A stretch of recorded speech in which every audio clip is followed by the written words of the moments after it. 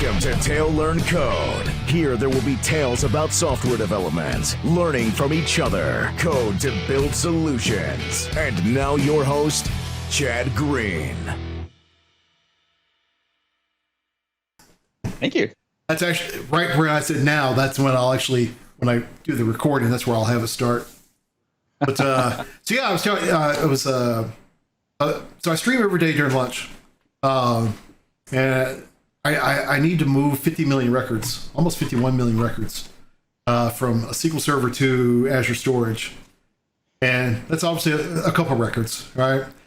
And I built a very simple little app to do it, but it's going to take like 12 days or something to move them all. So so I was going through a couple different iterations, and the last iteration I was working on was doing it through threading. And I got all the code written earlier today on the lunch, but I spent like an hour and a half trying to figure out why it kept them 3 threads, and all 3 threads were doing the same number of IDs. And it's just because of thread safe variable names. Oh. And as one of those things, once I saw it, it was so obvious to me what was the problem. But it took me several times to include just now to try to figure out how to get to work right. So, yeah, that's what my day's been like today. That's so typical. It seems like most of what we do is just like, chasing around, trying to find a bug, and then as soon as you find it, it's like it's always the most obvious thing ever. Like Exactly. Yeah. All right, here, the one thing I didn't do yet was share my screen. Although you're on the stream, so you actually, sounds like you're already seeing the stream also, but that way you can see the chat here too, on my window. Supposedly you should be able to hear sounds if there's an alert, although Skype is not very good about that. But it is what it is. So welcome. It's been a long time. I have not seen you in a while. It has been a while. I can't remember when it was the last time, actually. Were you at Code Mash? I was not at Code Mash this year. So then I think the last time I saw you was like, it might have been as long as Nebraska. Probably. Oh, no, you know what? It wasn't that long ago, actually. But it was really quick. It was at South Florida Code Camp. Okay. There. Yeah. Yes, I was. I gotta admit, I did not remember seeing you there, but now you say it, yes, I do remember seeing you there. Yeah. It seems like it's been forever. well, it has been forever, and so for those who just watching, I see Joel at least like once a month. I feel like at some conference somewhere. Joel gets around more than often than I do, but I get around enough that people like Joel I see quite often.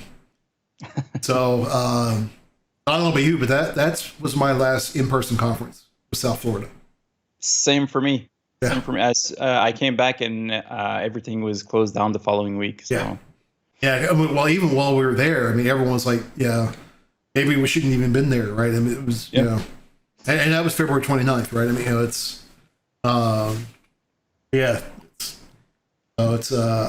actually, I don't know, how many have you been doing? A lot of virtual events.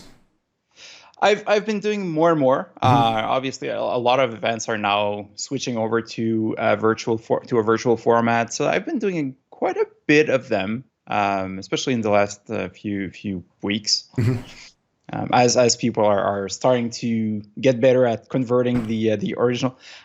There's a lot of conferences that were planned in March that had to cancel. They didn't have any time to convert everything into a virtual event. But yeah, I've been doing quite a few virtual events now. Mm-hmm. Yeah, I run user groups and I've been running those online, but I have not spoken on a virtual event. Actually, so far I won't. Well, I'll probably end up doing something next month. I've been talking to a group. It's not firmed yet, so I won't say what that group is yet. But well, I'm a little bit anxious to do my first presentation. I mean, I've been doing the Twitch streams, but that's just me working, right? And I talk when I write code anyway, so it's not that unusual. It's a little bit different, because and we talked about this in the stream. I mean, presenting online, you don't see all the reactions and especially I find with user groups, because user groups say a lot of people don't turn their cameras on. I try to encourage people to turn their cameras on because it helps the speaker more than people realize.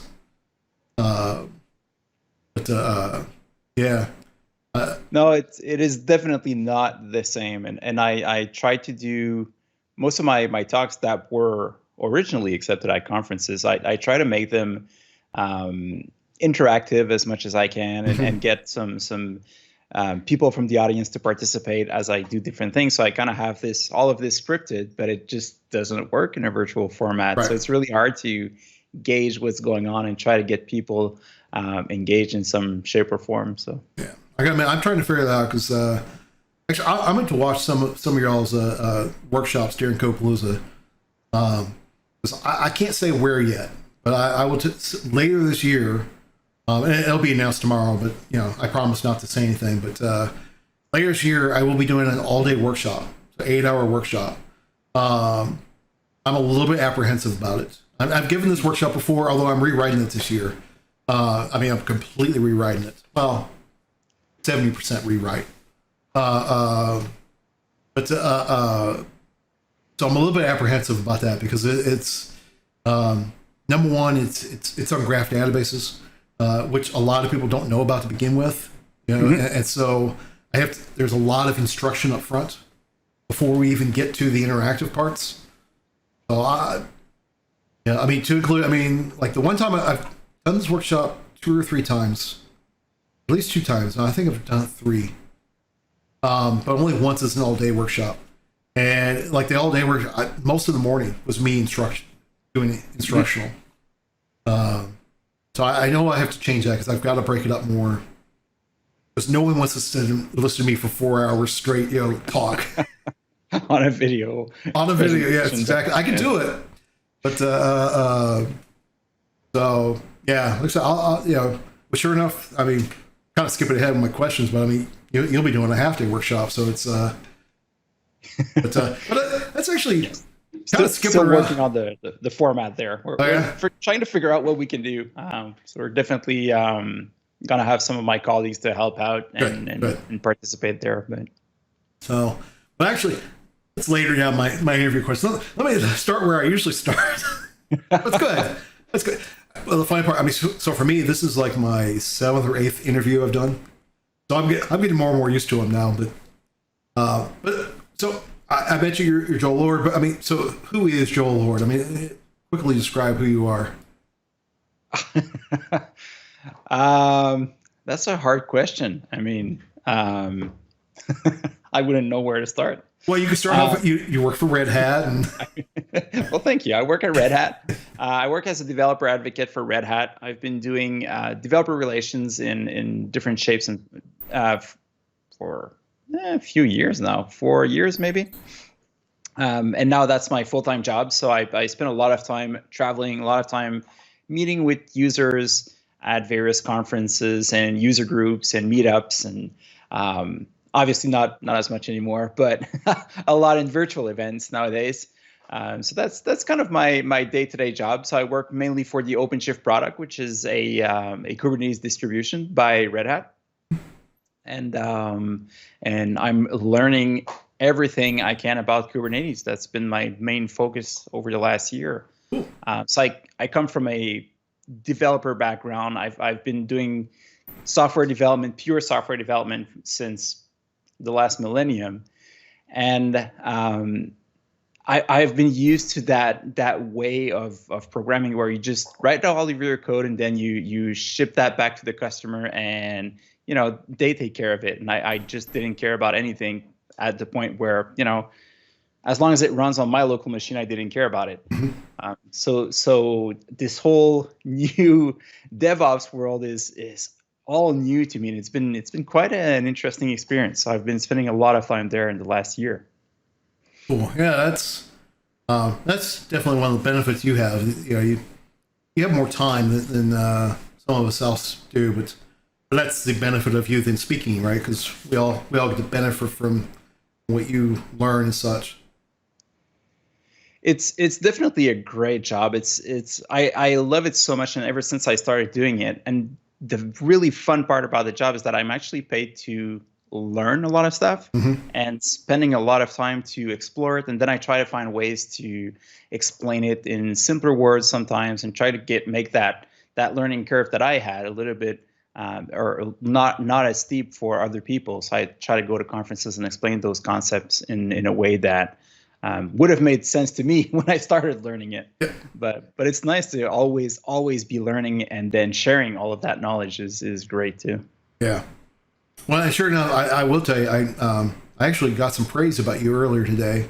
So I was having a one-on-one with one of my employees, and I was like, oh, I need to wrap up because because I've got the interview with you this afternoon.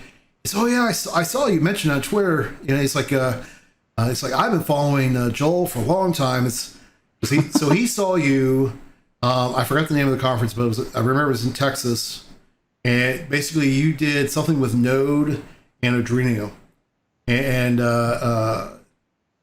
so he's remembered that. I think like 6 years ago or something like that. He was saying. Oh, wow, that's nice. Yeah. So he was really stoked that I was interviewing tonight. Although I don't think he's on here right now. I think he's going to watch the recording later on. But well, just tell him that I say hi. Yeah. Well, I did tell him. I said Joel's one of the nicer people I know. In the speaker world. You're very Canadian, right? Canadians are known for being very nice, and you fit that model very well. Well, thank you. Yeah. So it was actually funny. I was talking to my wife for a couple minutes, and I was like, "Oh, yeah, I'm looking forward to tonight's interview." She said, oh, do you know this guy? I'm like, "Oh yeah, this is one of the guys I hang out with at conferences, right? This is I see him all the time." But and I will admit, I was going to ask later, but so I see the beer taps behind you. That's pretty cool. Yep. I've usually had a few at this time, but because I had this interview, I tried to stay sober tonight. But well, that could have been for a more fun interview. Well, who knows? Maybe before the end of the call. I gotta admit, last night I was thinking about breaking out of the beer. I interviewed Mike Doughton last night, and I did think about it wasn't until 8:30 at night. I was thinking about having a beer with dinner. It's like maybe not. But yeah, I brew my own, so that's why I have those taps there. So I currently have 3 beers tapped there. So what have you been brewing recently? I have a porter, a New England IPA, and a West Coast IPA. Awesome. Tapped in right now. So, and I have a milkshake IPA, mango IPA coming up soon next week, I think. That sounds really. I'm a big fan of the IPAs. That's what I love. Mango IPA. That sounds really good. Now you got me craving that. Not that I can get it. I mean, it's. I mean, I can't even bring some. Yeah, I guess you can't because you'd be crossing international borders. I guess you can't carry that, can you? That would be very complicated. Yeah. In fact, the laws here make it so that technically I'm not allowed to leave the place where I actually brewed it with any of it. So I can't sell it. I can't. Technically I can't even bring it to my friend's place. Huh. That's interesting. I get that you can't sell it. That makes perfect sense. But I guess technically you're violating law if you make a brew and you take it to a family or party or anything. That sounds like that technically would be against the rules. Yeah, exactly. Well, let's just as long as there's no one from the RCMP listening. But right. Sometimes I bring some to friends and family. But well. What I've noticed generally with those folks is they only really care about when you're selling it. That's when they really care. Yeah, pretty much. It's funny. I got I have some good friends who most of that family is in law enforcement. Include one is ABC, which is alcohol beverage control. We're at a football game, and some of the underage kids in the family are drinking. And the cop, not the ABC officer, but the police officer is telling him, he's like, hey, it's okay, but turn around so he doesn't see you just plainly drinking the beer, right? So I think most everyone knows is as long as you're, not really just trying to make money off of it, and not starting the next Anheuser-Busch. I think they're okay with you. Yeah, pretty much. So how did you get into technology? Yeah, funny story. I don't remember how I actually got into it, but I mean, I've ever since I was a young kid, and one day my dad came back home with this weird computer that was in 1980 something, and technically it was a portable computer. It had a tiny display. It was about this big. And it was monochrome, and it had 2 floppy drives and a keyboard. And I stumbled on a floppy drive or diskette that had some basic applications on it. And I was curious. I tried to figure out what that was, and I finally found a basic compiler, and I was able to run those basic files. And I was really impressed by, I actually saw what was code, and I started playing with that. And I always grew up surrounded by computers. So I always had some. I had a BBS in the 90s. So I've always been interested in tech. Mm-hmm. So it was kind of a natural path for me to just go and study in tech. So mm-hmm. that's kind of how it happened. Cool. No, that's cool. It's interesting because now you see in the industry, you got folks like you, and I'm pretty much the same way. Grew up in this industry. I literally grew up in this industry. My father was a software developer. But it is interesting because then on the flip side, you have the folks who, obviously, you got the kids who are coming out of school and starting it. But then you have the flip side of the folks who did something completely different and are moving in the industry. I love the fact of how much diversity. And here I don't mean necessarily racial, although we're working on that too. But mm-hmm. just overall diversity of types of people that are doing software development and finding it really interesting to do. That has changed in the last 10 years a lot. Yes, definitely. I did just a technical degree. So we have this kind of a 2-year program that you can take here in Quebec, which is not as intense as what's it called, computer science at university, wherever you are in the States. We do have that as well, but I just took the technical college degree, and it was just enough, to get a job. But I didn't really like what I did at that time, and I eventually just I quit my job, and I went to do a bachelor's degree in astrophysics. So my formal education is completely different than most people as well. So that's kind of, and then I came back into programming and into computer science. So it's good you didn't do any complicated thing. It was just astrophysics, right? It was a weird time in my life where I just needed a major change, and, mm-hmm. and I needed to move away. I went to another city, and I was just one night staring at the stars, and I was like, yeah, that's what I should do. That's what I want to do. So that's what I'm going to study now. Turns out there's not a lot of jobs in astrophysics. You'd be surprised, but yeah, I'm shocked. Shocked to tell you. It's yeah, it's but it's also, it's still good that you chased after a dream, even if it didn't work out, right? So my daughter's studying music right now. There's only so much work in that, but I tell her keep on with it. So luckily she has a dad who makes enough money to afford it. But again, one of the benefits of this industry, it pays decent. Yeah, exactly. And you never know where that's going to lead you. There's always, things happen. Mm-hmm. There's paths, and you never know where you're going to end up. So. Oh yeah. I do like to say, there's a lot of studies that show that there's a tie between music and software development. But I know for a fact she's never do software development. That's definitely not her thing. It's which is interesting. I I mentioned earlier the diversity. You're talking about racial and sexual diversity. Sometimes I find we kind of force things, and people ask me, well, why is your daughter not doing anything software? And I'm like, because she hates it. She wants nothing to do with it, right? And I learned that very early on, and I let her. Yeah, she's a girly girl, and she loves being a girly girl. And I'm like, hey, that's what she wants to be, right? And that yeah, that's cool. That's cool. So, so have you not done anything with astrophysics since you got it, or I mean, I never did anything with astrophysics at all. Not at all. Not even close. Wow.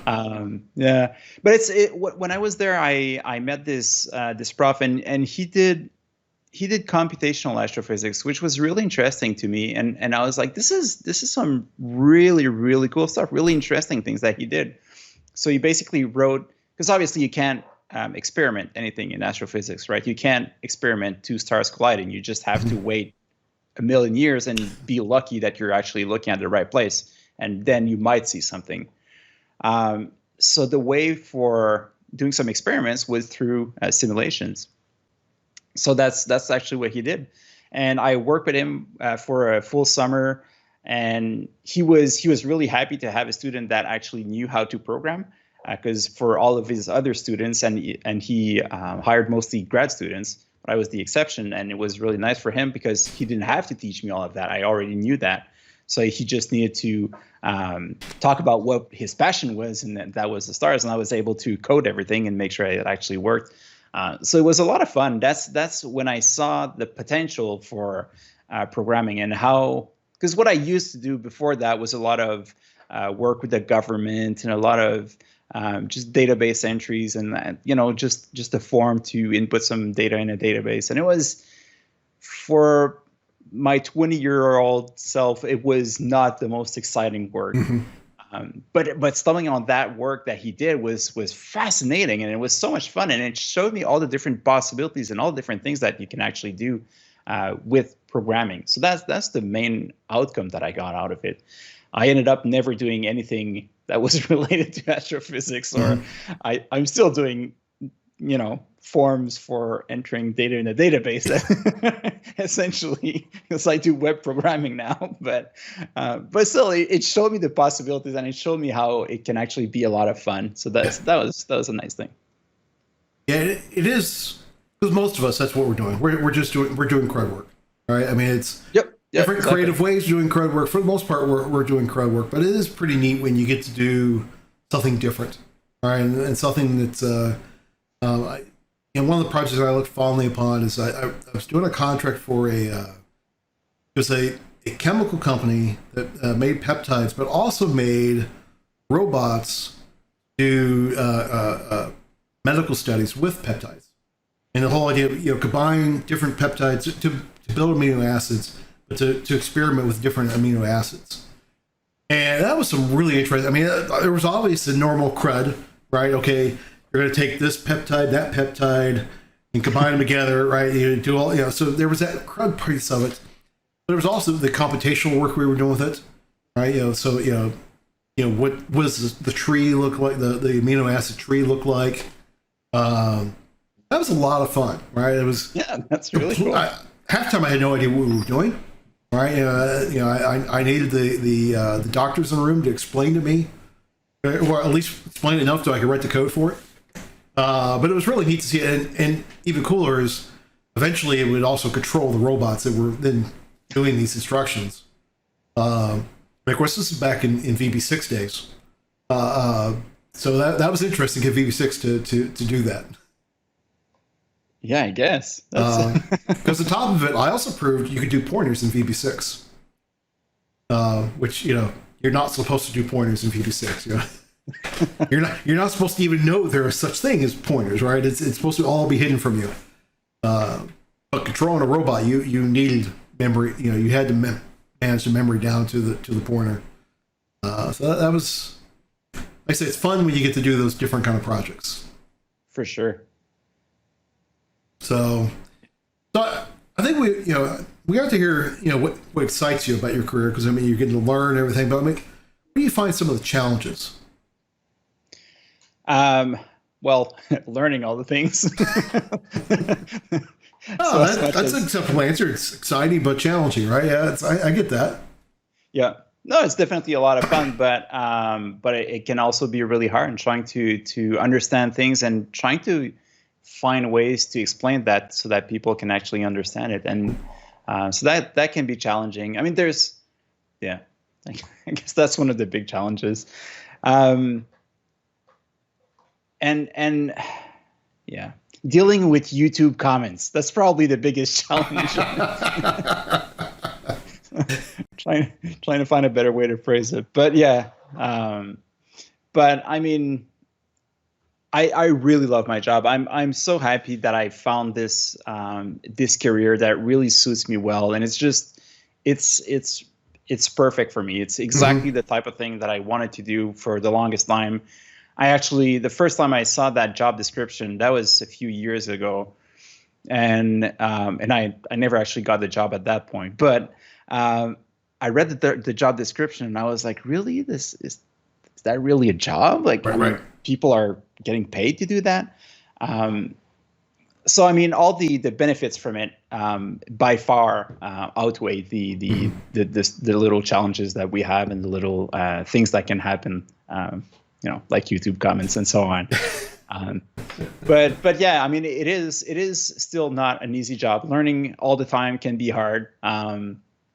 Sometimes you just don't feel like it, or I think a lot of people have been through a rough time recently. Oh, yeah. There's a lot of stress, and that's not an ideal time to sit down and try to learn a new technology. And it makes it really hard to push yourself and to try to dig into something when you don't have that motivation and you're stressed out and you're thinking about a million different things. So that can be somewhat challenging at times. Yeah, no, I agree. It is interesting to see. It used to be a I don't know if I would call it a renaissance, but we're seeing more and more developer advocate, developer relations type positions popping up. I mean, it's not enough that everyone just go get a job as developer relations, but it is nice to see more and more companies are hiring folks. I do like the change from of course it used to be called evangelists, and now it's being called I like that change. I think it better describes. Although I mean, sure enough, I mean, if you look like 15 years ago, they truly were evangelists because it was emphasizing on the products, right? Whereas most developer relations folks, half the time they're even talking about their products that their company builds. Or I see some companies, like for example, and I've been interviewing Woody, and he's the one who's been involved with this. Chris Woodruff, sorry.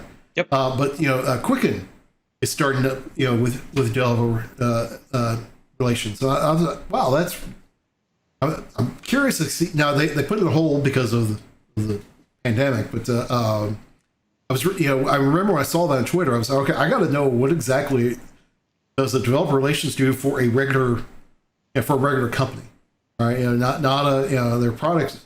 I mean, they are a technology company, but they're not a technology. They're not a technology tool company, right?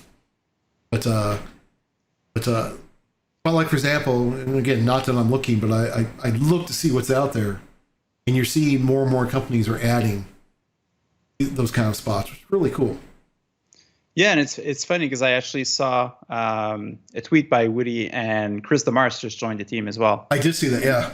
And I was also curious as to what is it that they actually promote, or I don't know. I don't know Quicken. I have an account and I haven't touched a single tax form in never.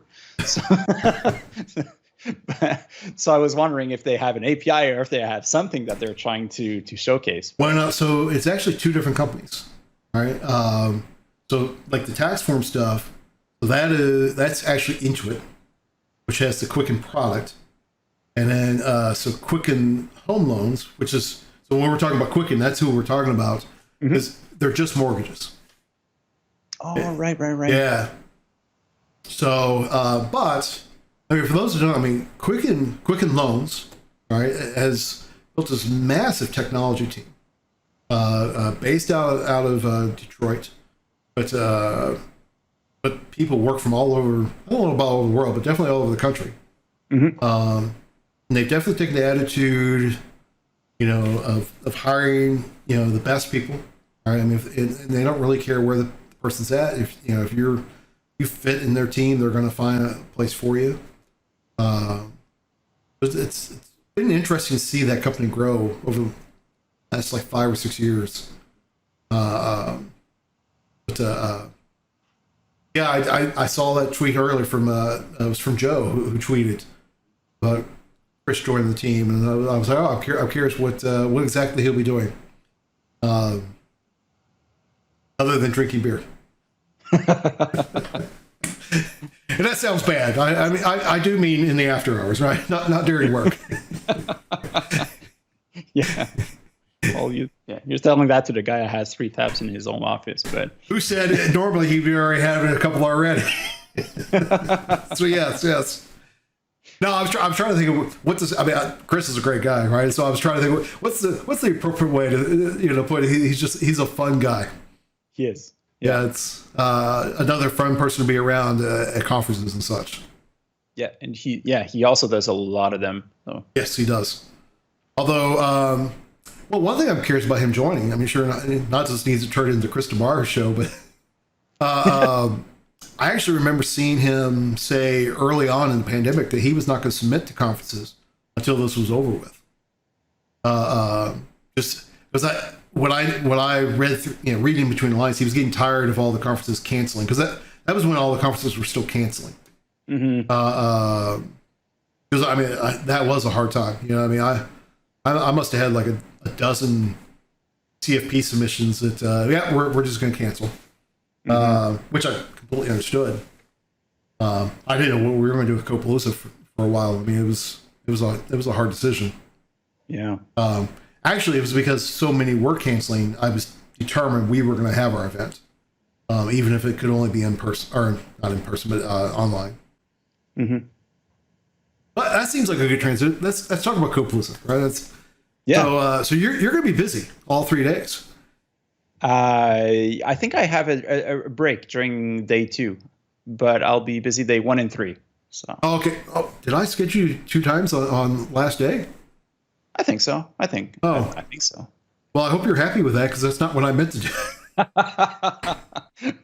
No, that's perfect, actually. I have no problem scheduling someone for multiple times during a conference. I do try to only once per day. Unless they ask. I mean, sometimes they ask. I want to speak all at one time, and But okay, if you're happy with it, I'm good with it, right?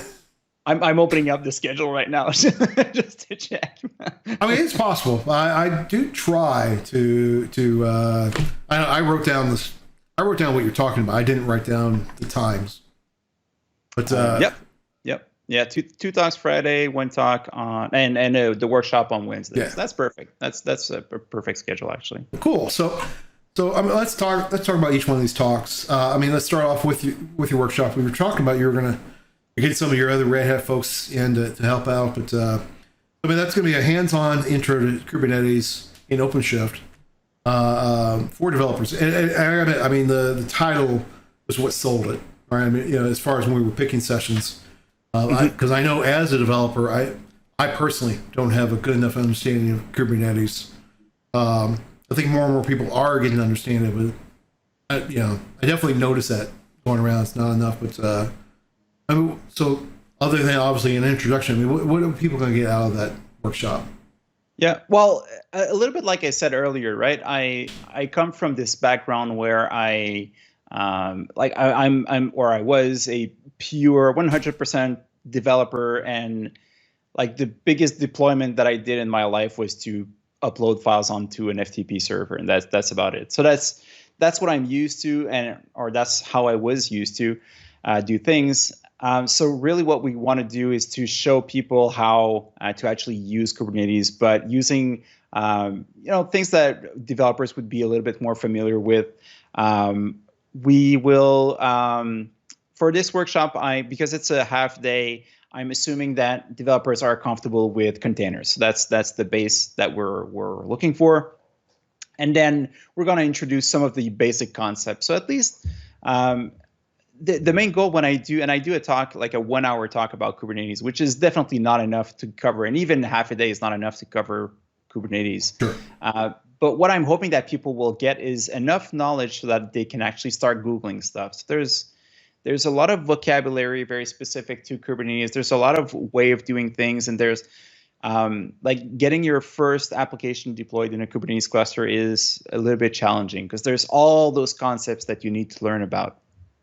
So what we're going to do is really give an intro to those, get a first application deployed into a Kubernetes cluster, which hopefully will be enough to, like I like to say, is just to give people enough so that they can actually Google on their own, know what they don't know, and being able to find that information once they have that. So that's kind of the goal. We're going to cover Kubernetes. We're going to touch a little bit on OpenShift.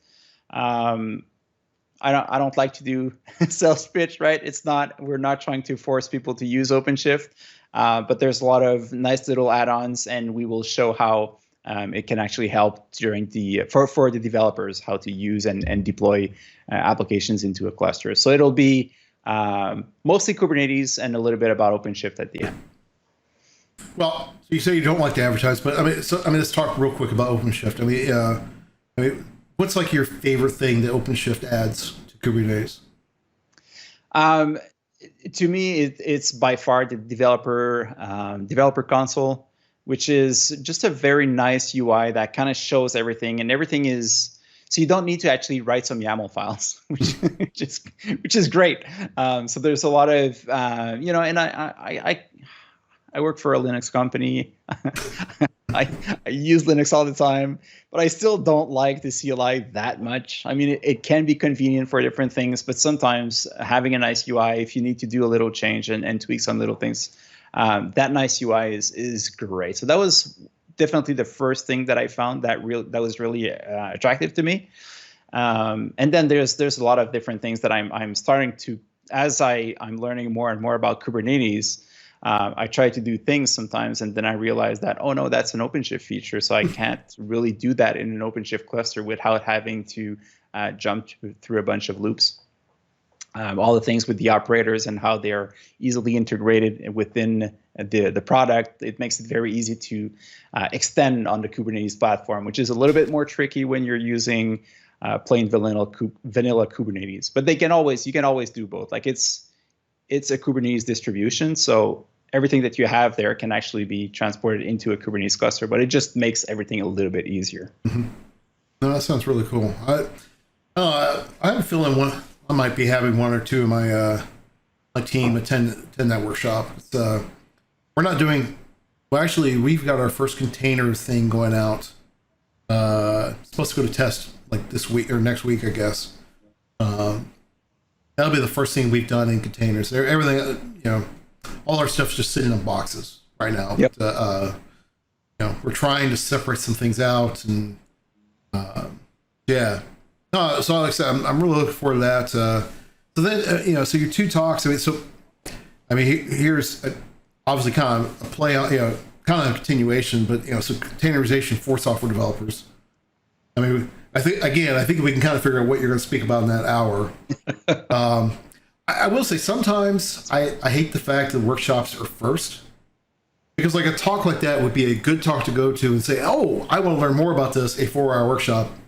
I will admit, one year we did a post-conference day, and I'll never do that again because I was dead. Because it was a 4th day of Code PaLOusa, right? Yes. So and by the time we got to, I could barely lift my legs. I was like, what am I doing to myself? And it just wasn't that well attended. Some of that, I think, if we did a second year, I think it would have been better attended. But but it was for that idea, right? It was the you're going to learn so much. Now you can learn a whole lot. On top of the attendees were worn out, right? It was like, well, after 3 days, it's like that's just trying to do another day of full day workshops, because those were all full day workshops we did. Mm-hmm. Yeah. But then your last talk. Oh no, go ahead. Yeah, but here's a little scoop. I'm working on a 2-day workshop right now, which I will take an application that is, working on a local environment, development environment, and then going through all of the steps of containerizing all the different parts and then moving all of that into a Kubernetes cluster. So maybe next year, if you want to do a 2-day workshop before the conference, then I'm ready. Well, I mean, admittedly so. I mean, who knows what the state of Code PaLOusa will be in next year. I mean, there will. I'm not saying there will be Code PaLOusa, but whether it be online or in person, I gotta admit, having things online gives me a whole lot more flexibility to do some things. Like, hey, let's just add another day, for a couple of workshops. I mean, it's a whole lot easier at that point. Yeah. So no, that's cool. So, but I'm definitely not adding that this year. I got enough to figure out. This whole going online is a big deal. So your other talk. So, and honestly, I've forgotten the asterisk. So, my browser does what? Yep. So what's that going to be about? This is a talk that I really like to do, and I'm glad you actually took because I always put that in the comments when I do a CFP. I said this is the perfect talk for right after lunch, and it's a good talk for that because it's very interactive. So I just go through a bunch of browser APIs that you probably didn't know existed. Things like the Bluetooth API is one that comes into mind. A lot of people probably know about that one, but what else do we have? The push notifications API. How does it actually work? Everybody actually always say block, when you get that notification, do you want to receive notice? So you always, that's a great time to actually test and accept to see what it actually does. Right. When you click accept. So I'm going to use that and show how to use it. And there's a few of those APIs. The speech API is an interesting one as well. The audio API. So there's a lot of different APIs in our browser that we don't necessarily think about all the time. So there's a lot of interesting things there. So this talk is 100% demo. I think I have 12 demos and they're all interactive. They use WebSockets so people can actually interact with the application in real time. So it's an interesting session. I'm really looking forward to see how that is going to work in a virtual. I actually think it's going to work better, right? Because you talk about it, it's interactive and everything. In a normal conference session, maybe a third of the people would have a laptop with them, right? Whereas here, I mean, everyone's on their computer, right? That's how they're watching the session, right? So I actually could be kind of cool. Yeah, I'm sure it'll be fun. So it's definitely a talk that I really enjoy doing. It's one of those, I call them my fun talks. Not that the other talks are not fun, but it's really, I mean, there is some information, but there's a lot of fun. It's some of that knowledge that, little things that are fun to know. It's not necessarily something that you will use every single day in your day-to-day developer job, but it's nice to know that that there's a speech API in your browser that you can actually use, and it's nice to know all those different things, how to use the webcam on a browser. Not that you'll necessarily use it next week, but it's nice to know that you can actually do it. So those are fun talks. It's just curiosities that I stumbled upon, and then I just share those in the talk. So. I mean, it's funny. I mean, talk about weird coincidence. Because like I said, I wrote down the title. I didn't reread it yesterday, so I literally, when I asked, I couldn't remember what it was about. So when I do my daily streams, first thing I do is I talk about some news articles, right? Because my morning, my first hour or so is just reading tech news, and because to me that's part of my job. Right, is to understand that and such, and so I do that as part of I've already read them, but then I talk about them during the stream. Sure enough, one of the articles I had today was talking about how Safari did not implement, I think it was like 14 web APIs, because of privacy concerns. And I remember talking about what I thought the cooler part about the article wasn't that they did that. I'm like, all right. I was like, wow, I didn't realize you could do these things. Right, I mean, because it was really a list of like the Bluetooth, right? That was actually the number one listed on there. I was like, I was like, oh, that's kind of cool. And now, admittedly, I'm curious your thoughts. I was like, well, I understand why Apple decided, okay, for security reasons, or privacy reasons, we don't want to include that. My thought was, well, why not just put more prompting on there? Are you really sure you want to do this? I mean, what do you think? I mean, you think browsers should be protecting us to that extreme of they're not even going to implement the APIs? Well, I mean, security is always should always be put up front, and we, as software developers, tend to not be very good at it. A lot of time. So I'm glad that browsers actually take that into account. But I've seen an article and there was an API that was released and was actually implemented, I believe, in Chrome. I'm not sure if it made it to the official Chrome or if it was just a feature flag, but where it was the battery level API, so that you could get the battery level of your phone on a web page or in the browser. And for some reason, some hackers somewhere managed to turn that into a way to track the position of users. I don't know how they did that, but they did use the battery usage, and they were able to, figure out. And I think there was a lot of manual work involved, but they were still able to figure out different things based on the battery usage because of things like, if they're inside a concrete building, then the battery will drain faster because the towers are, I don't know. I have no clue. But there was like some really weird thing where someone was actually able to track someone else's position based on the battery level of their phone. So I mean, there's always someone out there who is way smarter than I am. Oh, yeah. And he's able to figure out how to do bad things with those APIs. So I agree that they should have some level of security for sure.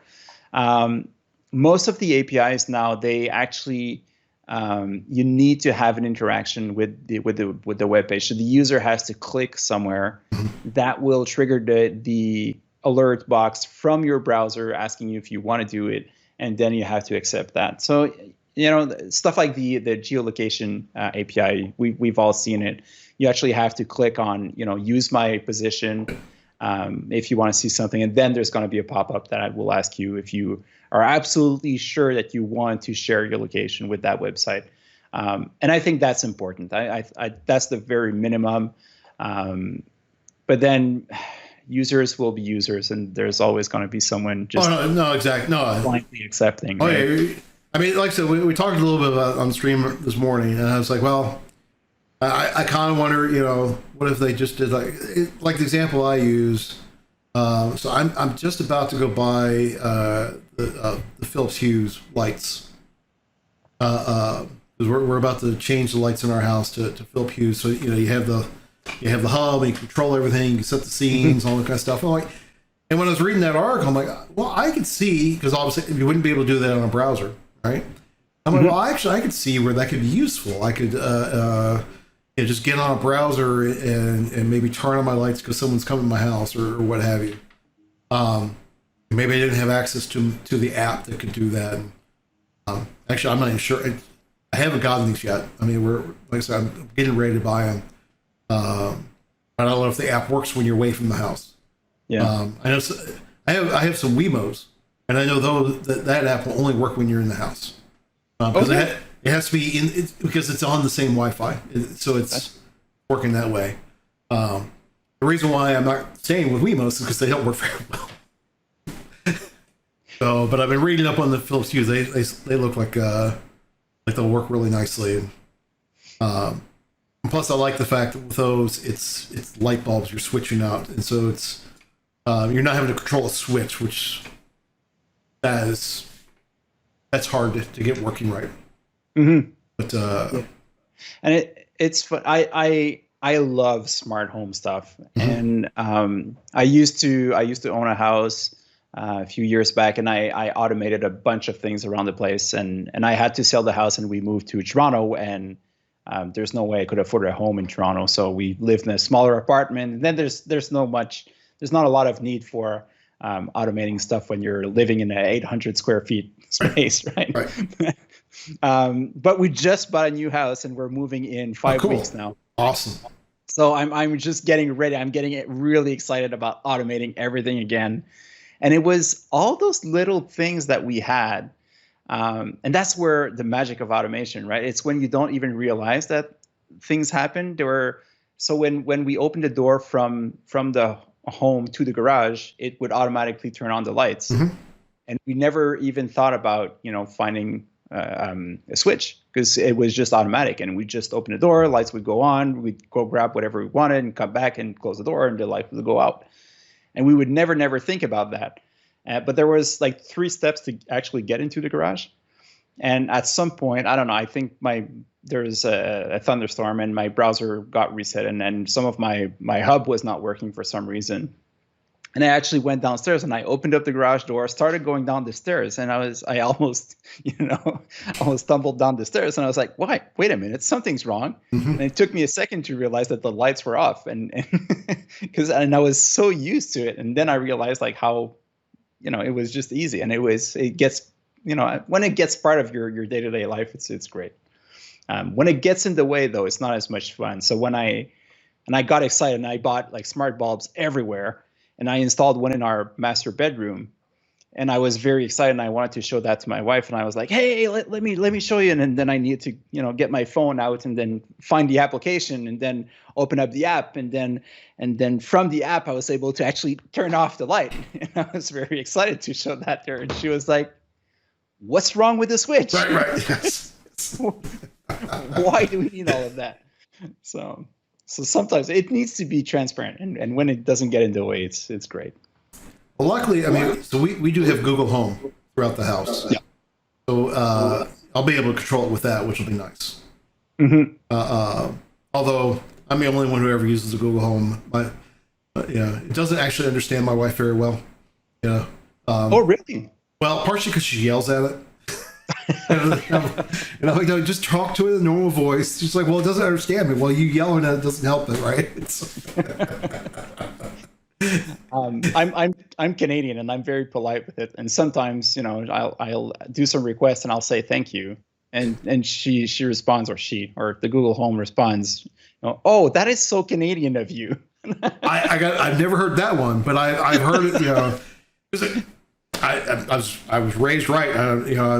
I say thank you and please, right, and every once in a while I'll hear it, respond back. And although I gotta admit, the funniest thing I ever heard was so I don't have my alarm clock died about 2 years ago, and I just never bought another alarm clock.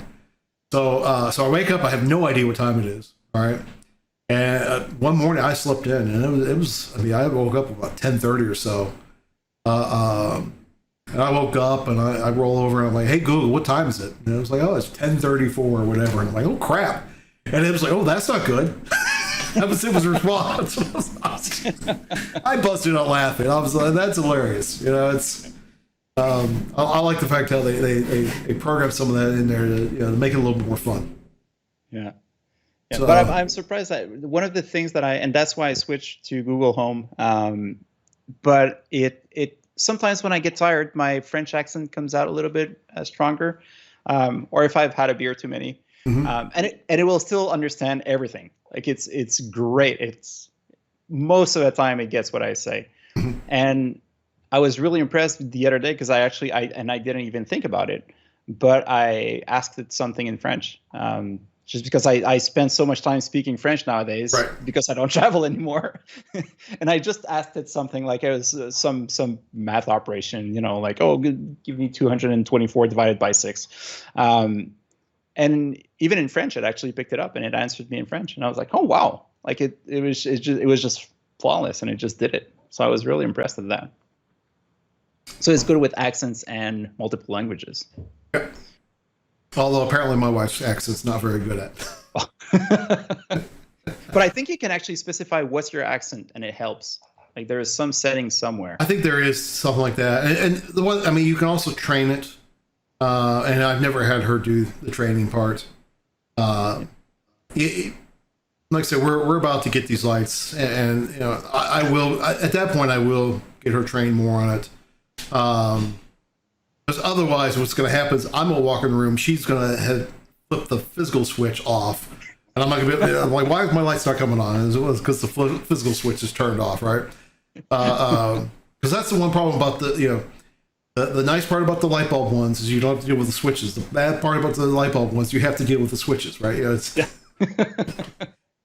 it's kind of funny because they make the little switches you can, the dimmer switches, everything, but they don't replace the existing switch, right? You kind of put them next to it. I'm like, well, why not just replace the existing switch? And I've seen people come up with some interesting workarounds, right? Where like they'll make a plate that's a little bit thicker, so it'll cover up where so you can have the switch underneath it, and then basically put your Philips Hue switch on top of that. I'm like, well, that's interesting. Yeah, I guess you'd have to kind of bypass and have it like always on, like always live, and just remove that switch then. But yeah. So yeah, it's, I don't know. Sometimes my wife also gets upset with me, all the gadgets I put around the house. I'm like, well, but these are fun, right? These make the house run better. Although I gotta admit, the gadget I've been really loving recently is we had to get a new garage door opener.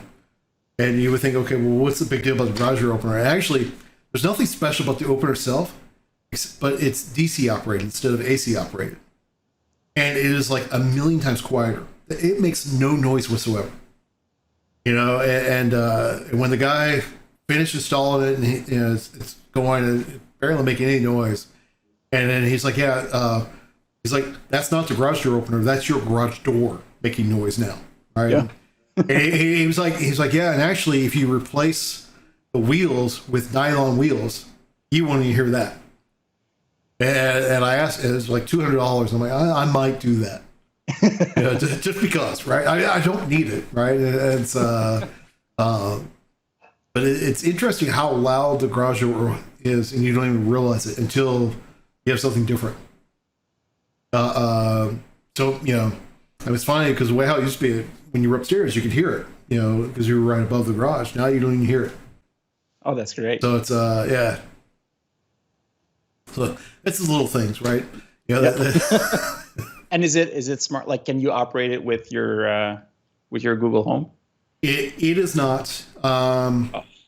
So they did have one. So the thing is I was not about to change out the garage door opener. I'm not very handy. I pay people to do that. Especially for garage door opener. Actually, it was funny. I put that garage door opener that was that broke. And it lasted 20 years. So you think, oh, okay, well, that's why. I'm like, no, it lasted 20 years. So that's not bad, right?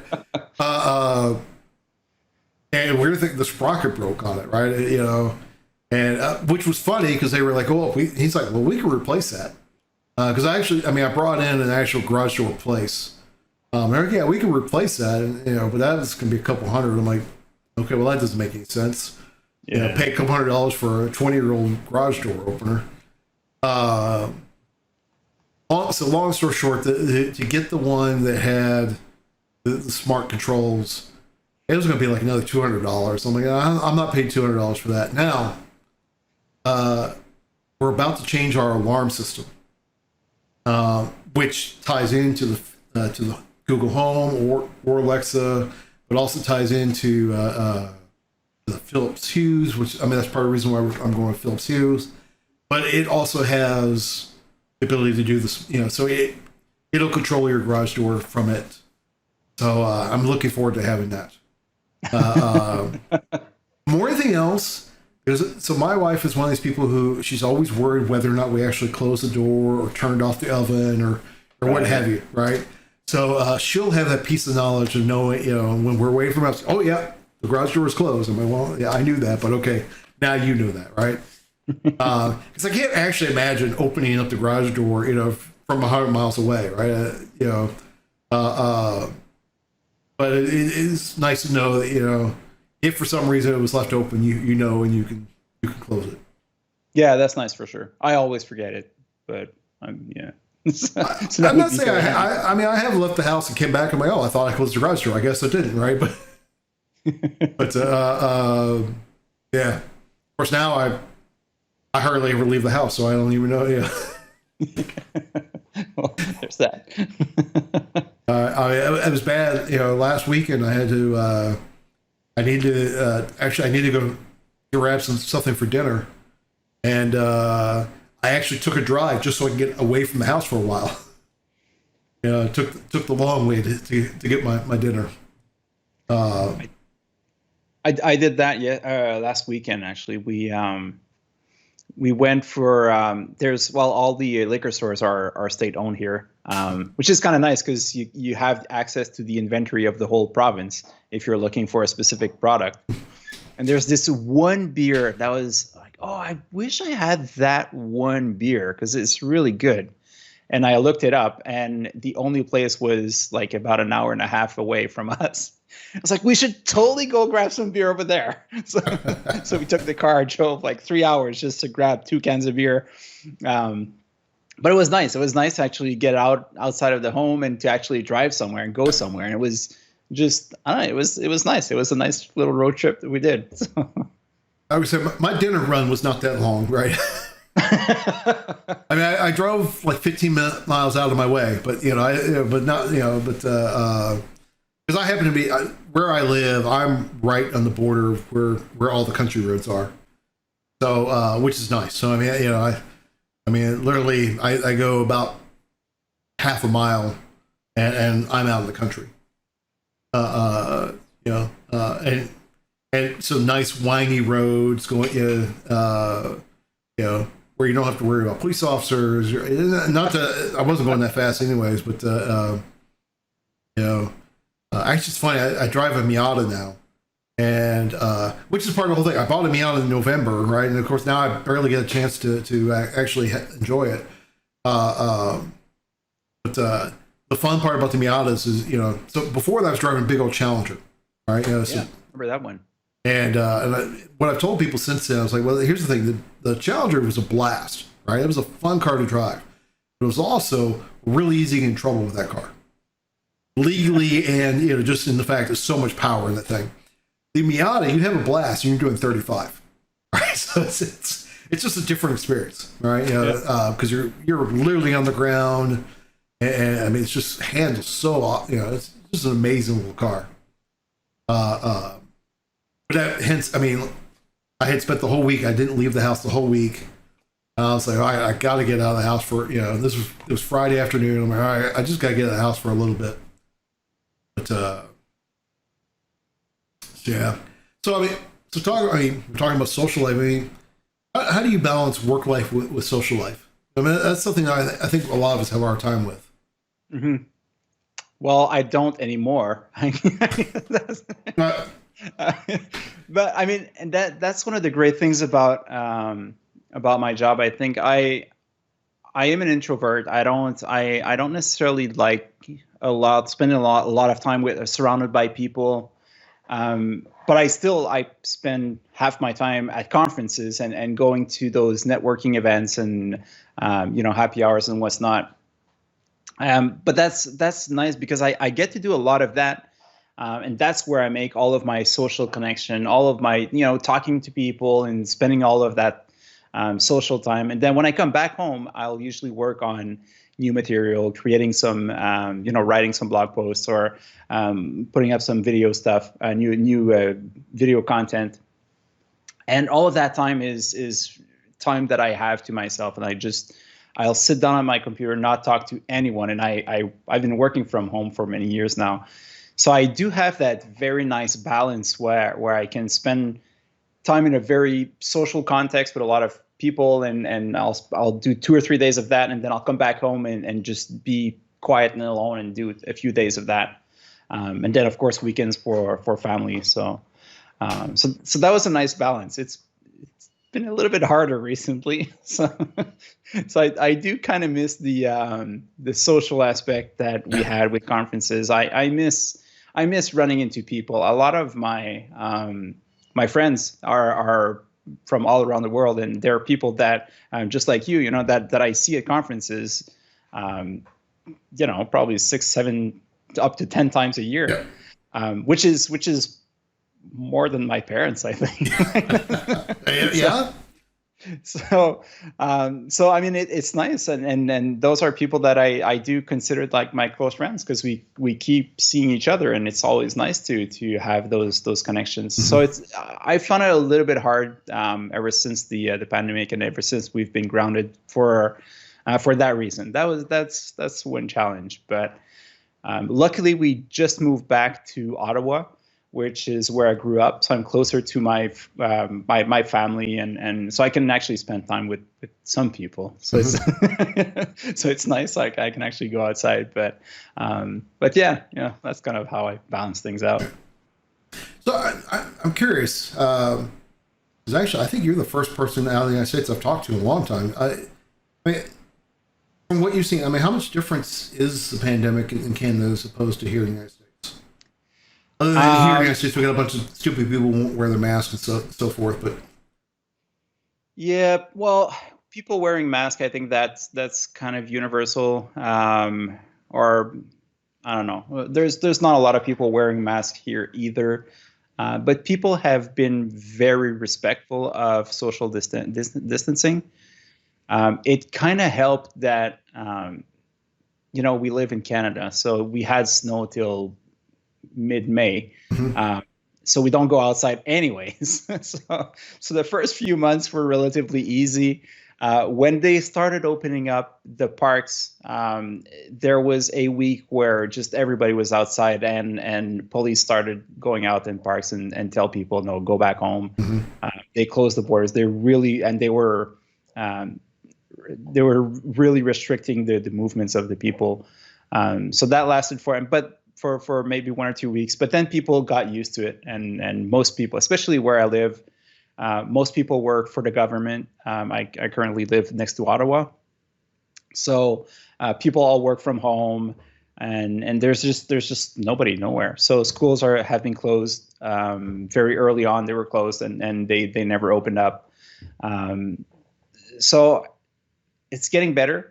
We have a lot less cases, and we're actually kind of seeing the end of it, or we're hoping, I guess.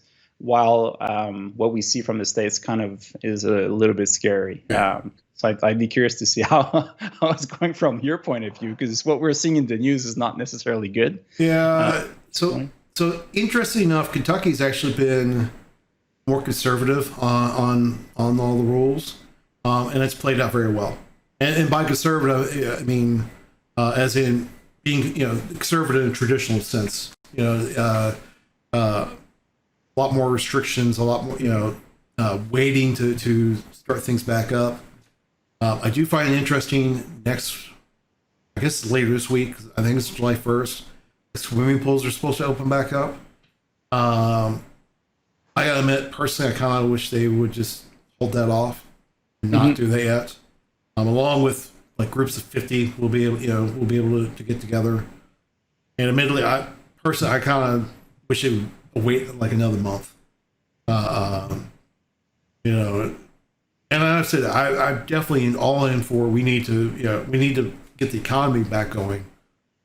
But if we're gonna have a second wave, it's gonna be worse. I think the economy could do a whole lot better if it didn't have a worse second wave.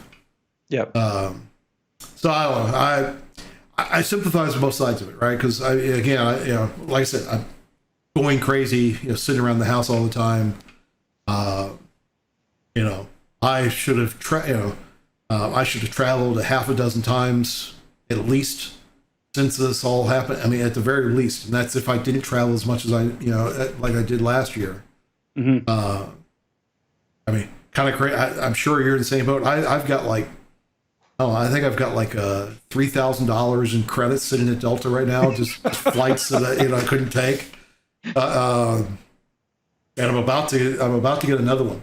I just have to wait. I have to wait till tomorrow. And there's another one that's about to be canceled, and that's actually more than 3,000 just that one, because it's over to Europe. But yeah, It's a little bit crazy to see what's going on. And admittedly, I think part of the problem we have in America is that we're so spread out that we sometimes don't learn from our own selves. You know, I mean, like you're seeing like a rapid progression in Texas right now. And it's like, did you not bother to look at what happened in New York City or in Seattle? Right? I mean, you know, can we not learn from those lessons? But you know, we will get over. I mean, I think eventually everything will be fine. You know, it's just, you know, it's gonna be a hard time, and the problem is, I think it's gonna be a hard time for at least another year. You know, I mean, I talked about, I have no idea what Code PaLOusa is gonna be like next year. And I starting to believe the next year will have to be online 100% again. I hope not, right? I mean, you know, it was, like you said, I miss seeing folks like you and, you know, a lot of the other speakers. Most of the speakers are really nice people. Yep. Right? Well, all those that I met, pretty sure. I've met a couple who I don't deal with, right? You know, it's, but I mean, for the most part, I mean, you know, it's, you know, to include, I mean, you know, you would think, oh, I'm probably talking about the big names. No, actually, the big names are some of the nicest people you'll ever meet. But I'm sure. I mean, I miss a lot of that. That's something you just don't get anymore. Yeah, absolutely. I'm seeing some events in Europe for November that are getting ready to do hybrid events. So they want to have less people in person, but still have that in person. But then they're going to stream all the different rooms, and they'll have like a online conference as well. So that might be an interesting solution for the short term. I think I'm hoping that it's actually going to happen, and especially because it's in Europe, and I miss going to Europe. Yeah, so I have seen that because I've been thinking about applying to several of them, although. Right now, I mean, as of yesterday, I don't even know if it's worth my time applying because, so you can, but U.S. citizens are not allowed in Europe right now. Because the European Union, you know, we're not. There's only 15 countries on the list. I remember Canada was one of the countries. So I don't know. I mean, I did make the statement early on that. My plan for next year is, if we can be in person, we will be hybrid. And I think I don't know if we'll be hybrid forever, but I definitely think over the next couple of years, events will have to, you know, events, again, it depends on your goal of your event. Because some events just want to be local, right? And want to be small and so forth. And that's good. But I think for conferences like Code PaLOusa, which, I mean, we're a local conference, but I mean, this gives us the benefit of getting our content out elsewhere. So I think we'll be hybrid for the next couple of years at least. Yeah. And I think it's good for accessibility as well. Like not everybody can, and not accessibility, but diversity as well. And I mean, not everybody can either actually go to a physical event for many reasons. But also maybe they can't afford to go to one of those events because it's not cheap. It's not cheap to do like the travel plus the hotel plus the food and then the conference ticket as well. So I think it's a nice thing. Those hybrid events there might be something to it. I'm really curious on that, and I want to see how that's gonna work out. Yeah, no, I agree with you completely. Right, and that's one of the benefits of like all the local events, but it's still not the same thing because. Oh yeah, no, like I said, I see a shift. In the events, number one, I'm on the flip side, I'm curious to see what happens with the big major events. I mean, obviously, you know, Microsoft all their events through June of next year are all virtual, no hybrids. I mean, 100% virtual. You know, but then I mean, you see like Google didn't even try, right? They're for I'm drawing blank the name of their big conference. I/O? Yeah, Google I/O. Yeah. So I've been to it the last 2 years now. All of a sudden, I'm drawing blank the name of it. I mean, you know, they didn't even do a Google I/O this year. They don't plan on doing it.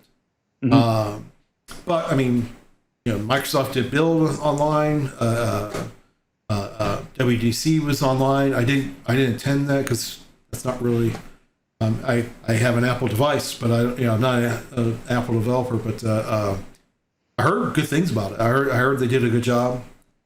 Remember, I saw comments of Apple needs to not do in-person events anymore, just because that's how much people like the online version. Yeah. And I get that kind of with the bigger events, but the events that you and I generally speak at, having in person, at least as a portion of the conference, definitely makes a difference. So, yeah, I still firmly believe in the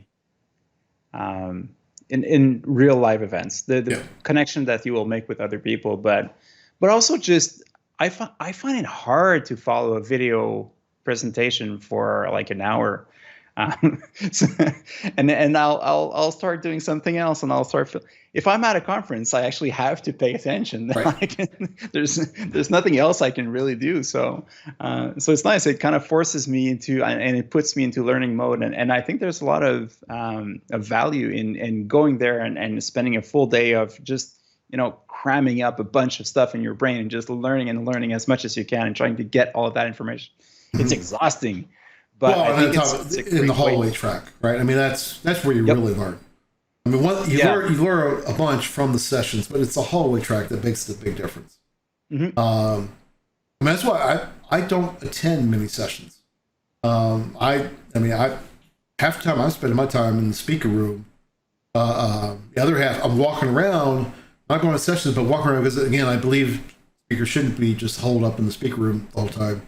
I get it. Because, I mean, trust me, I've been to conferences where I had to work the whole time. And I get it 100%. But I learn more from doing that and just talking to people, which isn't natural for me, right? I'm not I mean, once I know you, I'll never shut up. But, it's, before I'm a very shy person.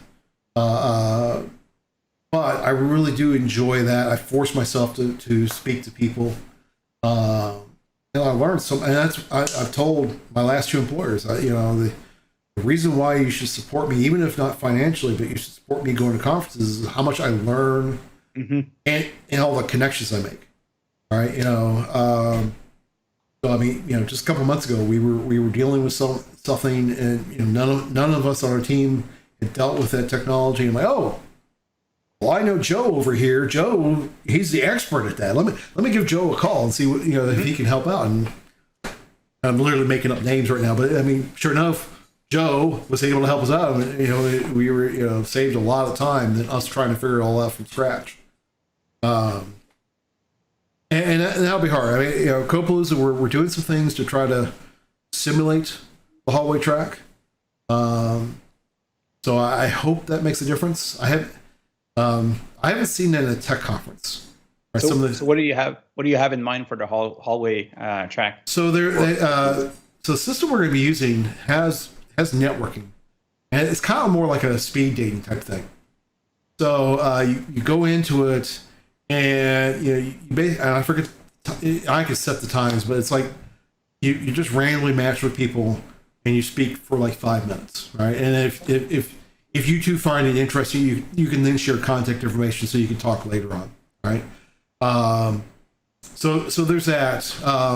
And I've been telling people, and I'll really be encouraging during the conference, go in there, even as weird as it sounds, because it sounds more like speed dating, a little bit creepy.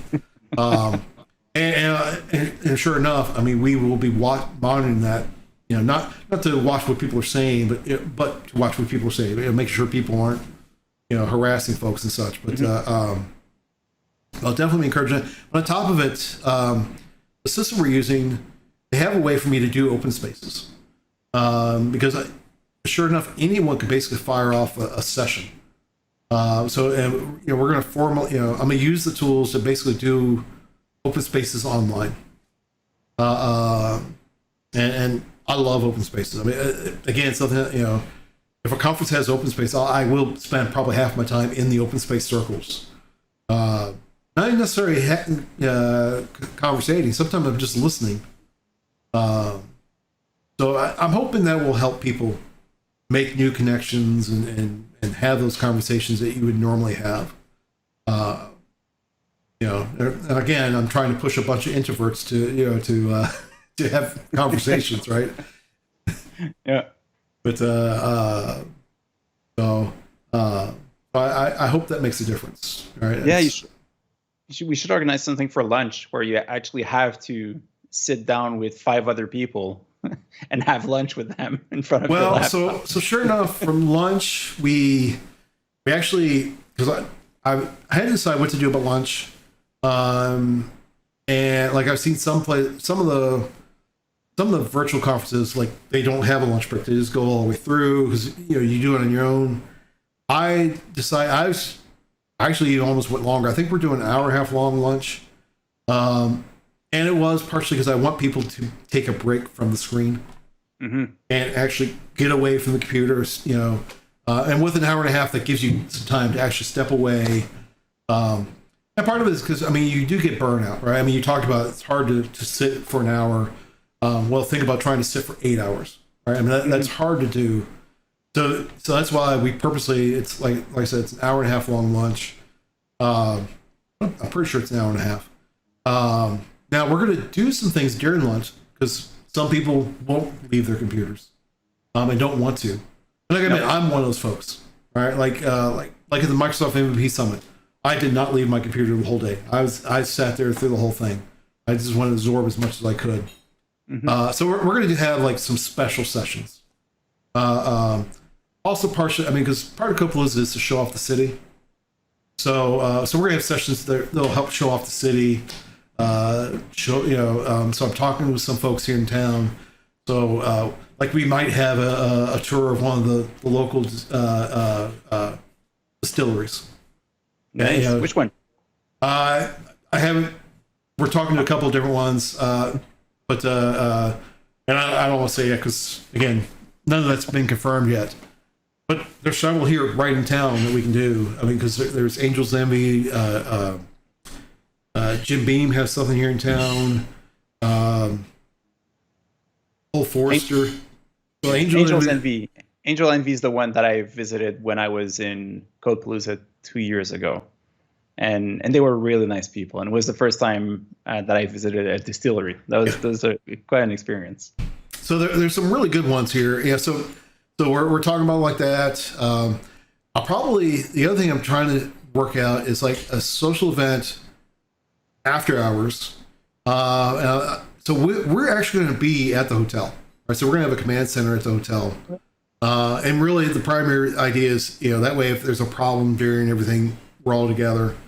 But like, so the hotel we're at actually has a very nice bourbon bar, which I'm sure you partaked at last year, because everyone did.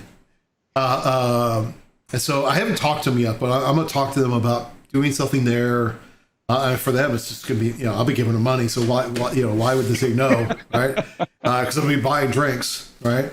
But, so doing something, so, because like I said, it was a very nice setting. And we might, I might do, actually, I'm literally thinking about this off the top of my head. I might do like an AMA, so people could just ask me questions, ask my committee questions. Because I've heard about some conferences that have done that before all of this, right? Just having like a session at AMA of what it all takes to run a conference. So, I might do something like that in the bourbon bar, so you're getting that full experience. But so like I said, we're working on a whole bunch of those kind of things to make the conference fun. All right, so it's not just educational. It's not just getting content. It's also having some fun with it. Sure enough, those sitting at home are going to have to provide their own bourbon, right? But oh wait, I thought you were shipping it. No, I don't think so. You know how much that would cost me? Oh my goodness. I gotta admit, it's funny. The one thing I don't think people understand is actually this year we're tighter on money than we normally are. because there's not as much sponsorship money and all kinds of stuff. So we're running pretty tightly this year. Now with it being said, and I need to publicize this more, but if we get sponsorship money, what we said is we're going to give it back to the attendees. So we are charging a price. It's $150 for a ticket, but I've said basically I have one sponsor who sponsored us right as the pandemic was happening. So their monies are, not including them. Any other sponsors basically will say, okay, here's how much sponsorship money we got. Here's how many attendees. We're going to divide it, and it might only be a couple dollars, but it's the right thing to do.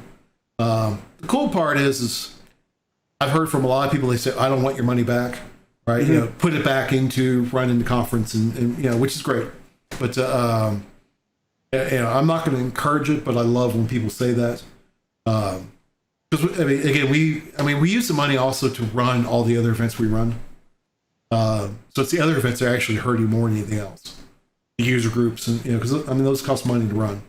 Yep. So yeah. Well, cool. Well, it's been great having you. Like I've been telling everyone, it's awesome that you're still part of Code PaLOusa. Actually, it's been great, the whole speaker community. I had a couple of people who said, I just can't do it on, with being online. And I get it. But it's awesome that, you're doing a workshop and all. You're really all in. And I really appreciate you joining me tonight. Hope you had fun. I've been having a lot of fun with these. Absolutely. I'm definitely looking forward to the event. And I think this is great that you're doing those speaker interviews. It's nice to chat with you, actually. Exactly. Like I said, I've been having a lot of fun with these, and I'm just getting started. This is my busy week. Like Wednesday night, I have 3 interviews in a row, plus 1 in the morning. Right, so it's I have 8 interviews this week. Include last night, but it's been a lot of fun. I've been really enjoying these. Again, because like I said, I get to talk to folks like you who I haven't seen, since February 29th. So awesome. So everyone on stream, thank you for joining us. We'll be so tomorrow. We'll be interviewing Martine Dowden, who really is one of my favorite people in the world. I just absolutely love her. If you have any interest in accessibility, someone who has any interest in accessibility, you want to check out Martine. She is just amazing when it comes to that. It's her passion. To the point she's written books about it. So I hope you join us for that. And as always, these will be available these videos will be available on YouTube about 24 hours afterwards.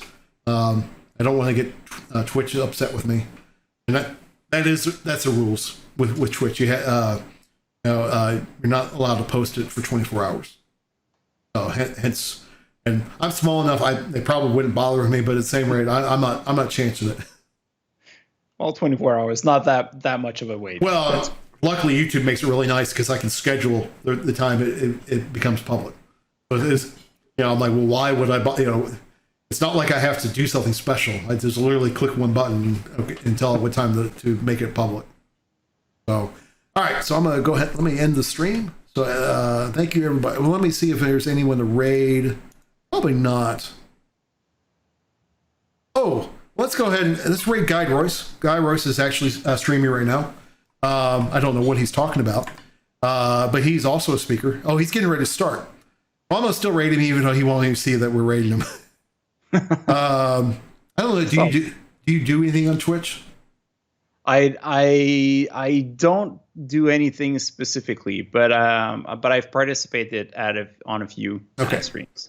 So you know what I'm talking about with raiding, yeah. So Guy actually he hasn't started yet, but like I said, Guy's another really great guy who's a really great guy. It's kind of funny when you say that, but and he's streaming. I would be willing to bet he's going to do something with Redis. Since he's a dev rel for Redis, and that's what he spends a lot of his time doing. And I'd be willing to bet there will be something to talk about with D&D. All right, so everyone enjoy Guy, and I'll see you all later. All right. right, there we go. Put that, and we're yeah, there.